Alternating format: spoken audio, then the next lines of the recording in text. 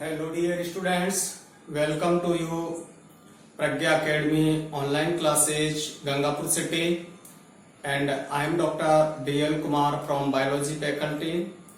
देखिए बेटा अपन बात कर रहे हैं unit sexual reproduction in flowering plants, Pushpi पादपों में लैंगिक जनन। और देखिए बेटा इसमें आज हम टॉपिक बात करेंगे post fertilisation change in floral parts. निषेचन के बाद जो पुष्पीय अंग है उनका किस तरीके से परिवर्तन होता है।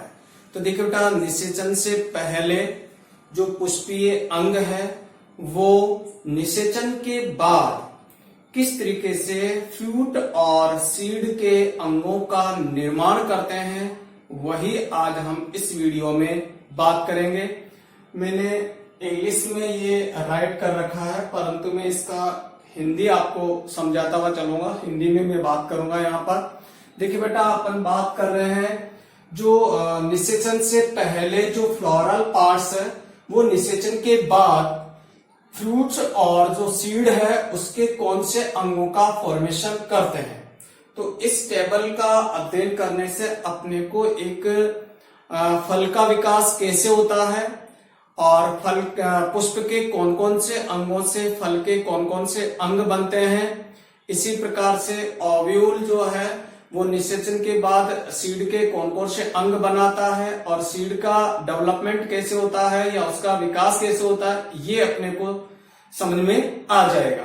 देखिए अपन बात कर रहे हैं, यहाँ अपन क्रम संख्या बात कर रहे हैं, ये है निषेचन से पहले फ्लोरल पार्ट्स, निषेचन से पहले पुष्पीय अंग और निषेचन के बाद पुष्पीय अंग, या अपन कहें कि फ्रूट और सीड के ऑर्गन, अपन ऐसे भी कह सकते हैं। तो देखिए बेटा सेपल, जिसे अपन क्या कहते हैं, बाह्य दल कहते हैं, बाह्य दल। सेपल मीन्स होता है बाह्य दल। तो बाह्य दल वो या तो गिर जाते हैं, सूखकर गिर जाते हैं, निषेचन के बाद में सूखकर गिर जाएंगे, या कुछ जो प्लांट्स है उनमें ये बने रहते हैं लंबे समय तक, जिन्हें अपन चीर लग्न बोलते हैं, या जिसे अपन स्थायी क्या कहते हैं बेटा, बाह्य दल पुंज कहते हैं। तो देखिए बेटा मिर्ची में, बैंगन में, टमाटर में ये लगे रहते हैं बाह्य दल, तो उन्हें अपन क्या कहेंगे, परसिस्ट इन ए फ्यू, कुछ पादपों में ये लगे रहते हैं, ठीक है।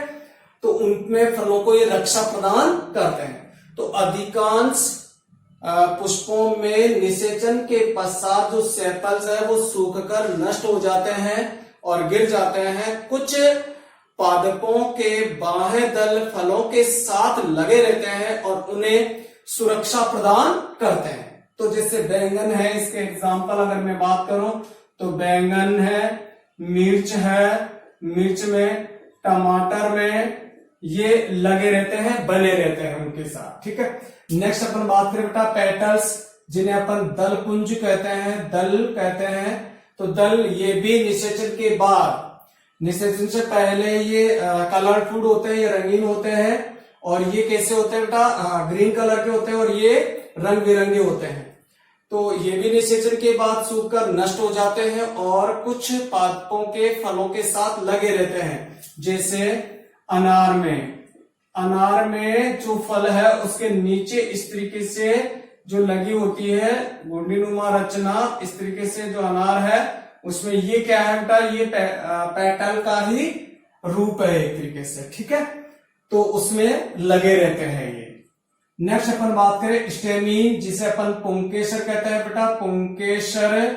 और निषेचन के बाद जो पुंकेसर है वो भी सूखकर नष्ट हो जाता है। वैसे ये जैसे ही परागकोश का स्फुटन होता है और परागण की क्रिया संपन्न हो जाती है, उसी के बाद ये नष्ट हो जाते हैं। तो आफ्टर पॉलिनेशन ही ये नष्ट हो जाते हैं, यानी परागण के बाद ही ये नष्ट हो जाते हैं, तो सूखकर नष्ट हो जाते हैं। उसके बाद अपन बात करें स्टिग्मा एंड स्टाइल, वर्तिकाग्र एंड वर्तिका। जो वर्तिकाग्र और वर्तिका है वो भी निषेचन के बाद सूखकर क्या हो जाएंगे, नष्ट हो जाएंगे। तो फॉल डाउन हो जाएंगे, यानी सूखकर नष्ट हो जाएंगे, क्योंकि आपको पता है परागण की क्रिया में परागकण वर्तिकाग्र की सतह पर पहुंचते हैं और उसके बाद परागकण अंकुरित होते हैं और अंकुरण होने के पश्चात वो पराग नलिका वर्तिका में वृद्धि करती है और उसके पश्चात वो सूखकर नष्ट हो जाते हैं। ठीक है, नेक्स्ट अपन बात करें जो ओवरी है जिसे अपन अंडाशय कहते हैं, अंडाशय ये फ्रूट में यानी फल में बदल जाता है। तो पूरा का पूरा अंडाशय किस में बदल जाएगा बेटा? फल में। तो निषेचन के पश्चात अंडाशय से क्या विकसित होता है बेटा? फल विकसित होता है। जो अंडाशय भित्ति है वो मोटी मांसल होकर फल भित्ति में बदल जाती है और फल भित्ति 3 परतों में बटी होती है, बाह्य फल भित्ति, मध्य फल भित्ति और अंतः फल भित्ति। तो अंडाशय फ्रूट में बदल जाता है। तो देखिए बेटा ये ओवरीवॉल अगर अपन बात करें अंडाशय भित्ति कहेंगे जिसे अपन ओवरीवॉल को अंडाशय भित्ति, और ये किस में बदल जाएगी? पेरिकार्प या फ्रूट फल भित्ति में बदल जाती है। जैसा कि मैंने अभी आपको बताया फल भित्ति में बदल जाएगी। फल भित्ति के 3 स्तर होते हैं, बाह्य फल भित्ति, मध्य फल भित्ति और अंतः फल भित्ति। ठीक है, तो उसी से फल मिलकर बना होता है। नेक्स्ट अपन बात करें तो ये तो हो गए जो जिससे फ्रूट का डेवलपमेंट होता है वहां, और अब अपन ओव्यूल की बात कर रहे हैं। तो देखिए बेटा ओव्यूल जो है पूरा का पूरा जो ओव्यूल है वो किस में कन्वर्ट हो जाता है बेटा? सीड में यानी बीज में कन्वर्ट हो जाता है। तो बीज जो बीजांड है ये बीजांड है, ये बीजांड किस में बदल जाएगा बेटा? बीज में बदल जाएगा। तो बीजांड निषेचन से पहले रहता है और निषेचन के बाद बीजांड किस में कन्वर्ट हो जाता है या किस में रूपांतरित हो जाता है? बीज में। इंटेगुमेंट्स जिसे अपन अध्यावरण कहते हैं बेटा, अध्यावरण जो कि ओव्यूल के चारों ओर होता है, ये सीड कोड बना लेता है यानी बीज चोल बना लेता है, बीज चोल बना लेगा। तो अध्यावरण किस में कन्वर्ट हो जाएंगे? बीज चोल में बदल जाएंगे। आउटर इंटेगुमेंट बाह्य अध्यावरण, बाह्य अध्यावरण क्या बनाएंगे बेटा? बाह्य बीज चोल, बाह्य बीज चोल बना लेंगे, बाह्य बीज चोल में बदल जाएंगे जिसे आउटर सीड कोड अपन या टेस्टा कहते हैं। तो बाह्य बीज चोल बना लेंगे।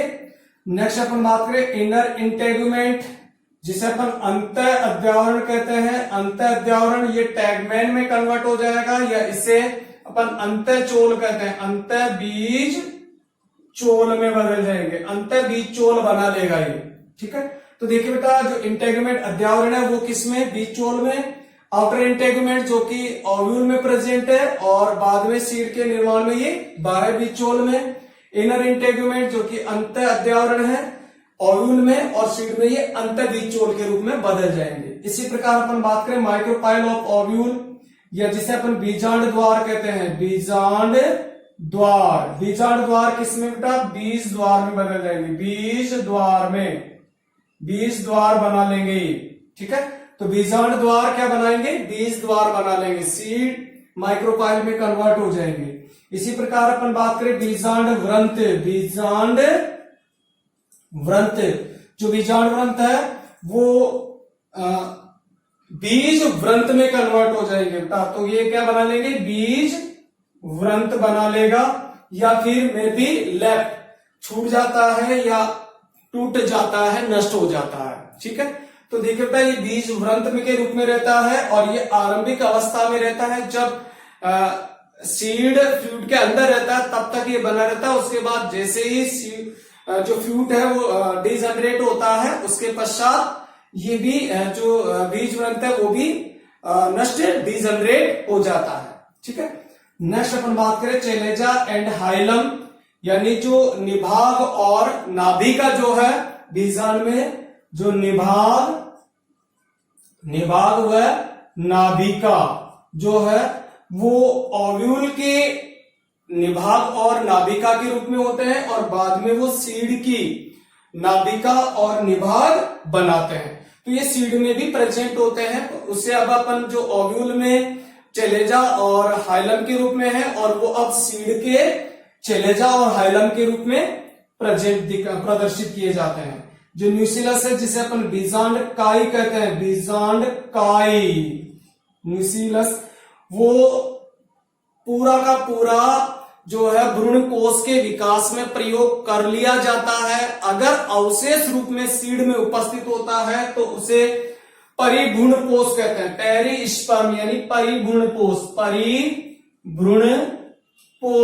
परिभ्रूण कोश कहते हैं उसे। और काली मिर्ची में ये प्रेजेंट होता है। तो काली मिर्ची में परिभ्रूण कोश उपस्थित हो यानी बीजांडकाई अवशेष के रूप में उपस्थित होता है। तो जब बीज में बीजांडकाई अवशेष के रूप में उपस्थित हो तो उसे अपन परिभ्रूण कोश कहते हैं, और काली मिर्च में परिभ्रूण कोश उपस्थित होता है। ठीक है, तो देखिए जो बीजांडकाई है वो वैसे तो कंज्यूम्ड कर लिया जाएगा, पूरा का पूरा यूज कर लिया जाता है न्यूट्रिशन में, पोषण में। परंतु यदि अवशेष रूप में रहता है बीज में तो उसे अपन परिभ्रूण कोश कहते हैं। एग्जाम्पल है काली मिर्च। नेक्स्ट अपन बात करते एग सेल, अंड कोशिका, जिसे अपन कहते हैं अंड सेल या अंड कोशिका। अंड कोशिका जो है ये एक नर युग्मक के साथ मिलकर युग्मनज बनाती है। युग्मनज से oospore बनता है, निषितांड बनता है, निषितांड से एम्ब्रियो बनता है, और एम्ब्रियो किसके अंदर होता है? सीड के अंदर होता है, जो न्यू जनरेशन को विकसित करता है। सॉरी स्टूडेंट, तो उनको विकसित करता है। तो देखिए बेटा जो एक सेल है वो एक फीमेल गैमेट के साथ फ्यूज होकर जाइगोट बनाई, उससे oospore बना और उससे एम्ब्रियो बनता है। नेक्स्ट अपन बात करें सहायक सेल और एंटीपोडल सेल या प्रतिमुखी कोशिका है। तो सहायक सेल वह प्रतिमुखी सेल निषेचन के बाद डिजनरेट हो जाती है बेटा।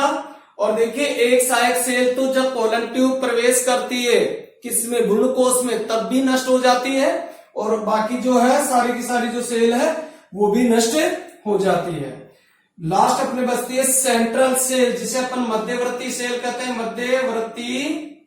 मध्यवर्ती सेल या जिसे अपन सेंट्रल सेल कहते हैं। और सेंट्रल सेल जो है उसमें एक द्वितीयक केंद्रक होता है। द्वितीयक केंद्र के साथ द्वितीयक जो मेल गैमेट है वो फ्यूज होता है, और उससे एक त्रिगुणित प्राथमिक भ्रूण कोश केंद्रक बनता है, और उस कोशिका को अपन सेंट्रल सेल कहते हैं। उससे पहले निषेचन के बाद उसे क्या कहते हैं? त्रिगुणित प्राथमिक भ्रूण कोश कोशिका कहते हैं, और उसमें उपस्थित केंद्र को त्रिगुणित प्राथमिक भ्रूण कोश केंद्र कहते हैं, जिससे भ्रूण को पोषण प्रदान करने वाला भ्रूण कोश डेवलप होता है या एंडोस्पर्म डेवलप होता है, और ये भी भ्रूण के परिवर्तन में प्रयोग में ले लिया जाता है। तो या तो ये नष्ट हो जाएगा, पूरा प्रयोग में ले लिया जाएगा। ये अगर अवशेष रूप में बचा रहता है बीज में तो उसे अपन क्या कहते हैं? भ्रूणपोषी बीज कहते हैं। और जितने भी एक बीजपत्री बीज है वो भ्रूणपोषी बीज होते हैं, और जितने भी जो द्विबीजपत्री बीज है वो अभ्रूणपोषी होते हैं। तो ये था बेटा कि फ्लावर के कौन कौन से पार्ट है और वो निषेचन के बाद किन पार्टों में बदलते हैं, ये क्लियर हो गया। नेक्स्ट अपन बात करें, देखिए आफ्टर फर्टिलाइजेशन यानी निषेचन के बाद ओवरी किस में बदल जाता है बेटा? फ्रूट में बदल जाता है, फल में। तो देखिए बेटा निषेचन के बाद ओवरी या अंडाशय किस में बदल जाता है? फल में बदल जाता है। तो निषेचन के बाद अंडाशय फल में रूपांतरित हो जाता है। और फ्रूट इज राइपनेड ओवरी, जो फ्रूट है या फल जो है वो एक परिपक्व क्या है? अंडाशय है, एक मैच्योर अंडाशय है। नेक्स्ट अपन बात करें after fertilisation ovule change in seed. और देखिए बेटा निषेचन के बाद जो है ओव्यूल जो है या बीजांड जो है वो बीज में रूपांतरित हो जाता है। तो निषेचन के बाद बीजांड से विकसित संरचना को क्या कहते हैं? बीज। और निषेचन के बाद अंडाशय से विकसित रचना को क्या कहते हैं? फल कहते हैं। और सीड इज राइपनेड ओव्यूल, जो सीड है वो एक परिपक्व क्या है? ओव्यूल है या बीजांड है। ठीक है। और मैं लास्ट में एक पॉइंट और बता दूं, seed is final product of sexual reproduction. Sexual reproduction का अंतिम उत्पाद क्या है बेटा? ये कई बार क्वेश्चन आया हुआ है। तो सीड बीज जो है वो लैंगिक जनन का अंतिम उत्पाद है। और बीजों से ही नए जो पौधे हैं उनका विकास होता है। ठीक है, अब देखिए मैं कुछ इंपॉर्टेंट क्वेश्चन दे रहा हूं और इन क्वेश्चनों के आंसर आप मुझे कमेंट्स करके या फिर मेरे पर्सनल व्हाट्सएप नंबर पर मैसेज करके मुझे इन क्वेश्चनों के आंसर देंगे। यदि किसी क्वेश्चन का आंसर आपको नहीं आता है तो मुझे उस क्वेश्चन को व्हाट्सएप पर मैसेज कर देंगे, मैं उसका आंसर आपको बता दूंगा, परंतु आप पहले प्रयास करेंगे। ठीक है, चलिए अपन कौन कौन से क्वेश्चनों को सॉल्व करना है आपको। व्हाट इज सेक्सुअल रिप्रोडक्शन, लैंगिक जनन क्या है, तो आपको आंसर देना बेटा लैंगिक जनन क्या है, ये आपको बताना है। सेक्सुअल रिप्रोडक्शन को परिभाषित करना है या उसको समझाना है। व्हाट इज पॉलिनेशन, परागण क्या है, ये आपको समझाना है। सेकंड क्वेश्चन का आंसर देना परागण क्या है वो बताना है। थर्ड क्वेश्चन आपके व्हाट इज स्पोरोपोलिन,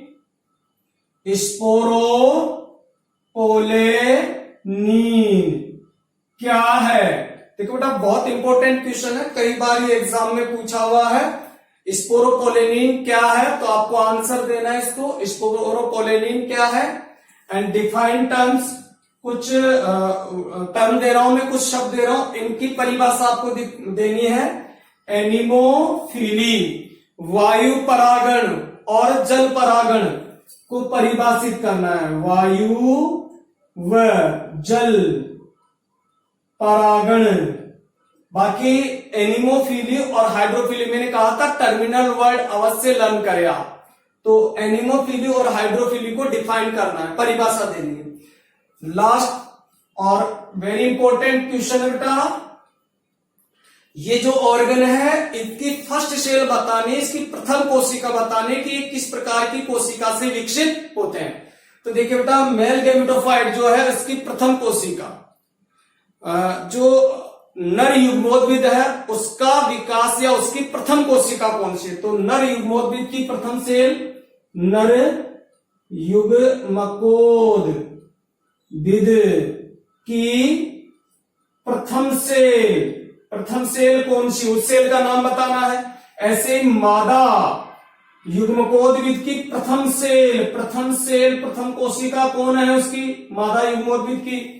एम्ब्रियो की प्रथम सेल कौन सी, प्रथम सेल। भ्रूण की प्रथम कोशिका कौन सी है, यानी भ्रूण का विकास किस सेल से स्टार्ट होता है, प्रथम कोशिका कौन सी है। इसी प्रकार एंडोस्पर्म की प्रथम कोशिका कौन सी है, तो भ्रूण कोश की प्रथम सेल कौन सी है।